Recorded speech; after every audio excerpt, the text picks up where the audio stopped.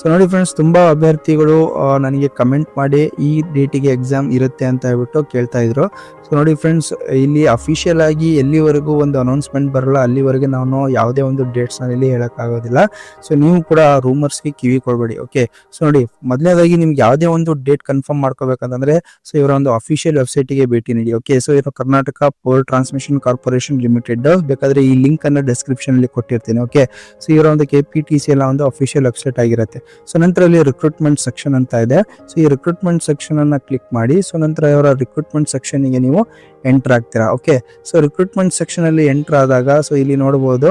So ಇಲ್ಲಿ other recruitments ಅಂತ ಕೂಡ ಇರುತ್ತೆ.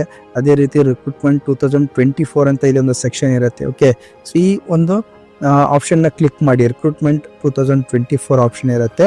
ಸೊ ನಂತರ ಇಲ್ಲಿ ನೋಡಬಹುದು. ಸೊ ರಿಕ್ರೂಟ್ಮೆಂಟ್ 2024 ಕ್ಲಿಕ್ ಮಾಡಿದ್ರೆ ಸೊ ನಂತರ ಇಲ್ಲಿ KPTC ನ ನೋಟಿಫಿಕೇಶನ್